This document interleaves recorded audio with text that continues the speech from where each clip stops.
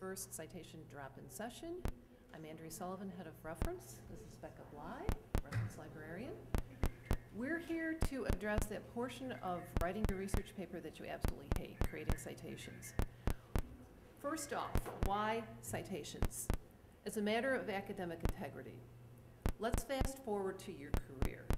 You're in a position where you've done research, you want to publish, you're going through the arduous process of peer review, you finally get something published in the Journal of American Medical Association.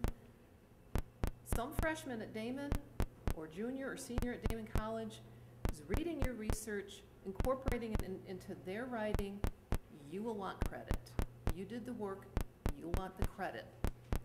Also, as a student, the reference page on any article will help you find more information. You're reading a report on Dr. Smith's study on autism. You want more information. How do you find that information? Look at the reference page. Look at the citations. The elements there will help you find that article, that information. Daemen offers a number of resources. We have online tutorials that can explain the process for you. Also, we encourage you to visit us in our office is 106. Either make an appointment with myself or Becca. We're here to help, as well as the Learning Center tutors. We're all here to help you with your citations. Today's session, what we're going to do is dissect the basic elements. There are various styles of citation, but the ingredients are all the same. Becca's going to dissect all those elements and apply them in the different ways to show you how, when you're looking for a citation, when you're creating a citation, you look for the same information. You just may arrange it differently, but the information is basic to every citation style. And then when we're through with that piece, we're going to be breaking up into groups and help you with whatever your citation need is today, be it APA, AMA, MLA, or Chicago. All right, so every citation on every reference page, no matter what it is, will follow a pattern, and it will always carry the same elements.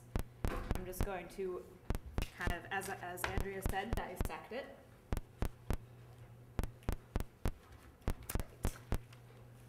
So, in APA, can we see this? Yes. You will always have it, even if it's, and I'll show you some examples, even if it's a website, even if it's a journal article or a book, the elements are always the same. You'll always have the author, the year, or publication date, if it's like a magazine, the title of the thing you're citing,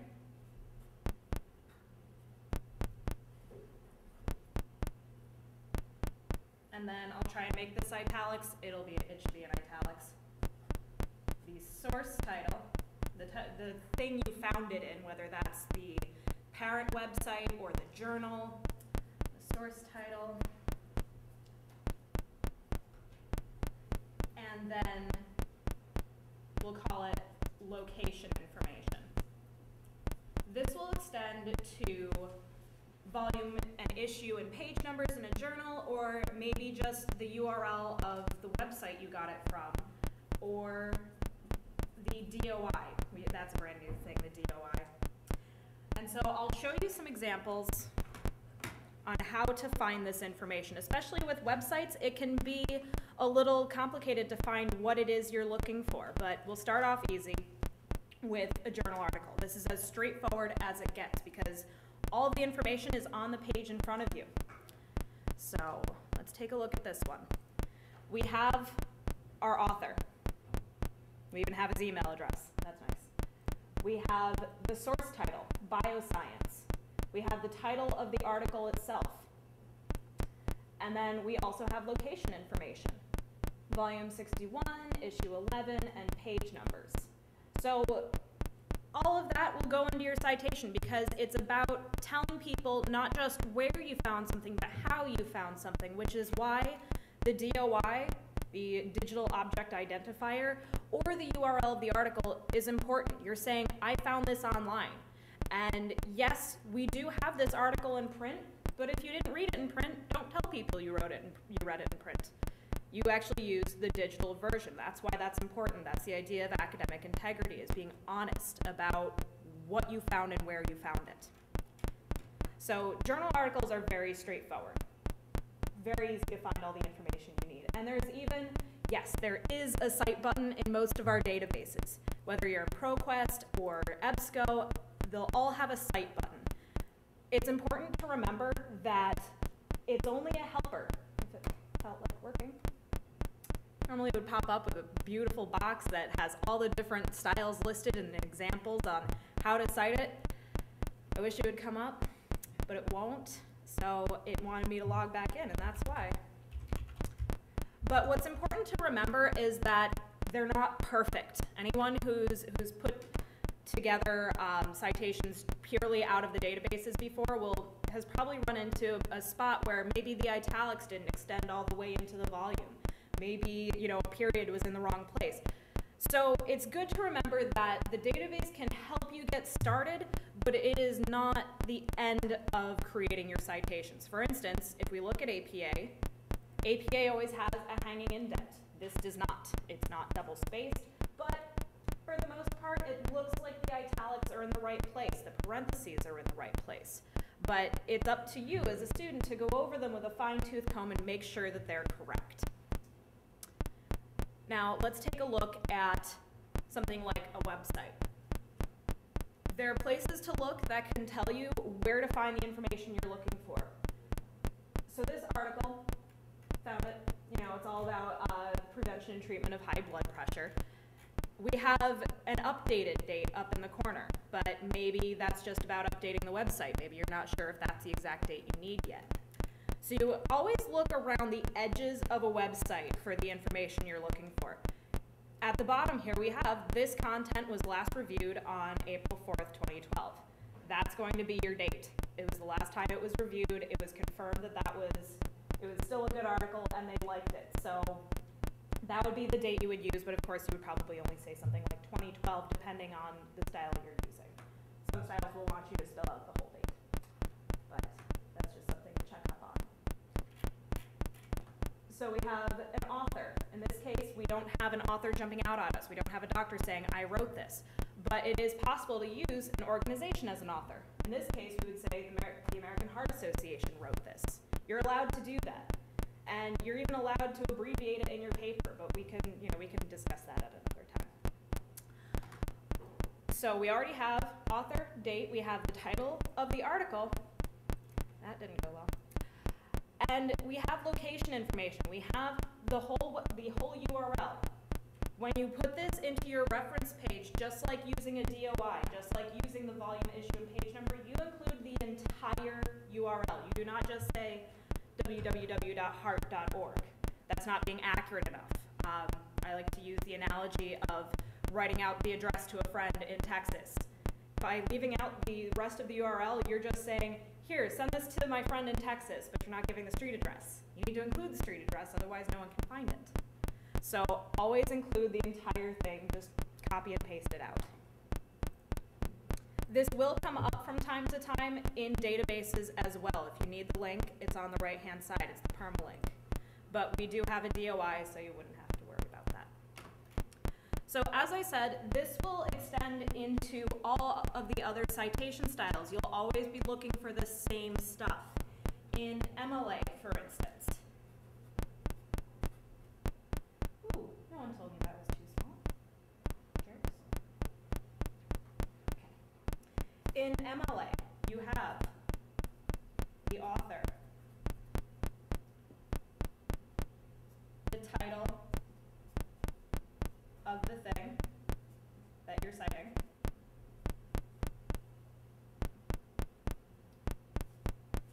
the source title,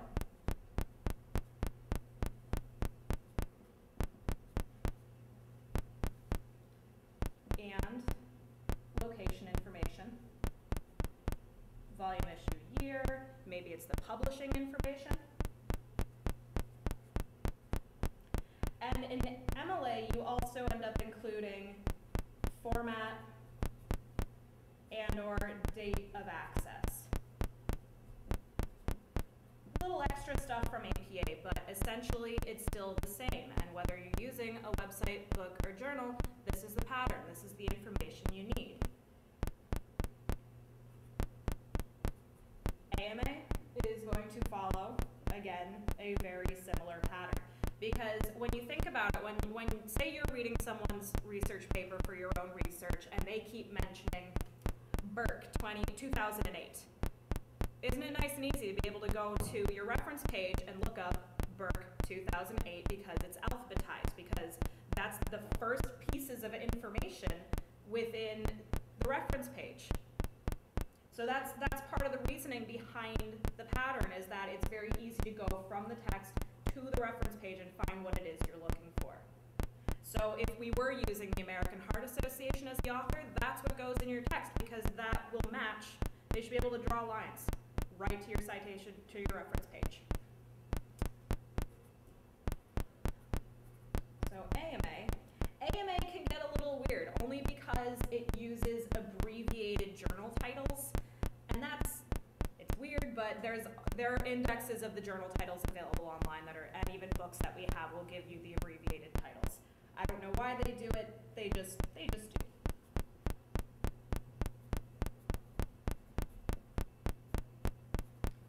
And capitalization is one of those things that will change from style to style. For instance, we can see here in APA, the title of the thing follows what's called sentence style capitalization, the way you would write out a sentence in your paper. The first letter is capitalized, the rest are lowercase. But the source title, the journal title, that would follow the capitalization style that the journal wants. If this were a journal on modern communication in technology, and during the 1990s and early 2000s, chances are that journal title could have alternating capitals and lowercases with tildes and exclamation points everywhere, and that's how you write it out. If they are alternating their capitals and lowercases, that's what you put, because that's what they want to be called. But the article title will follow the style of the citation format.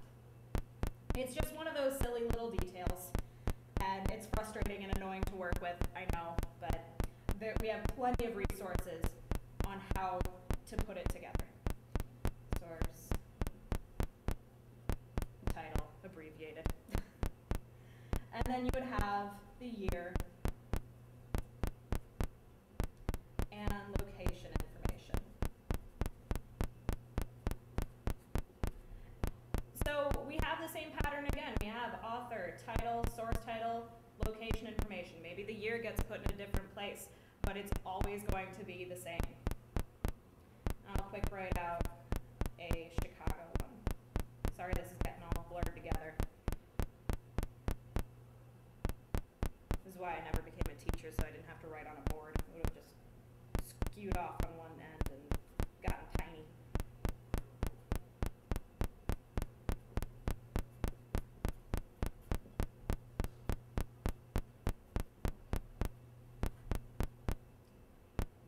Actually, now that I'm looking at all of these right together, you can see that when you put the title of the thing you're citing in quotes, you're going to treat it like a title, and you're going to capitalize them. Chicago, MLA. Use quotes around the article, chances are you're going to be capitalizing it. Whereas if you just treat it as, in a way, a sentence within the citation, you're going to capitalize it like a sentence.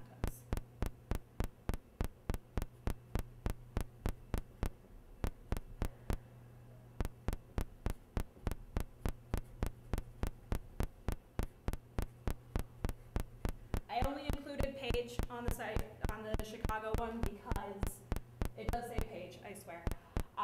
Only because it was separate from the rest of the location information. So I hope this makes sense in a way. I know I didn't include it, but only because it was in a different place. I really should have planned this out better.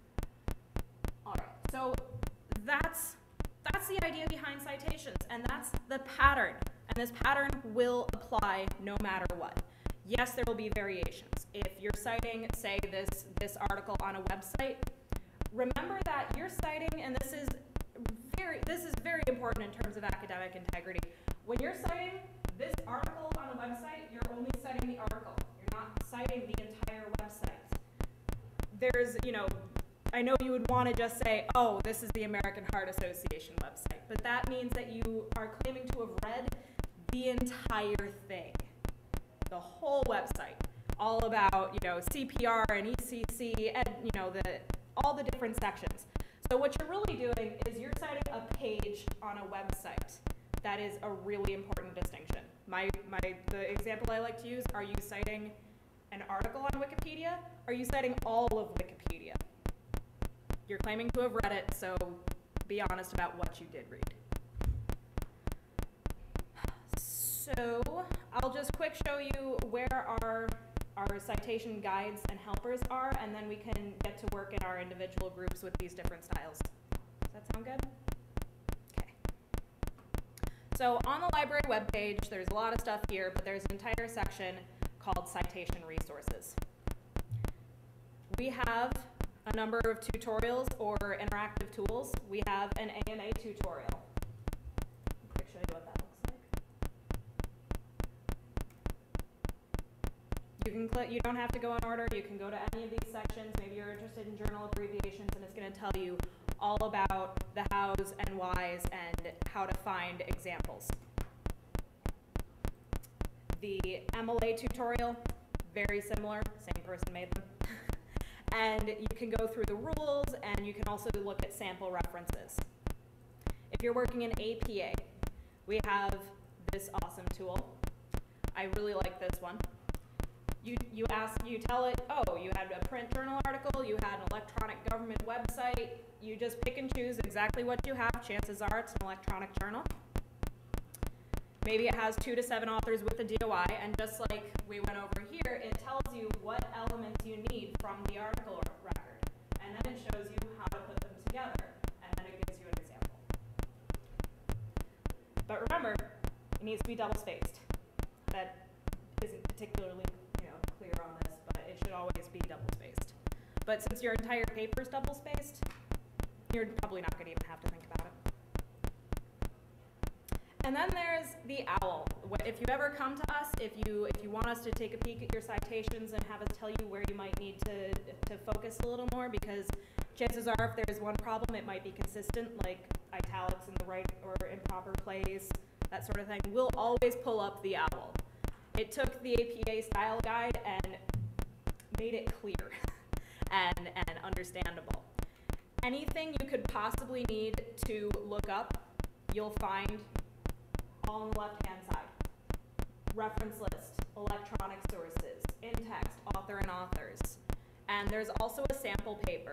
So if you're using APA and you want to take a look at, say, a running head or at their own citation page, you can do that, and it's there to help you out. So take a look at those sources, but if you get really stuck, come and talk to us. That's part of what we're here for.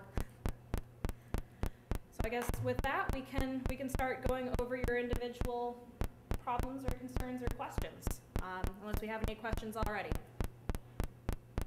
How are y'all feeling? Good? All right.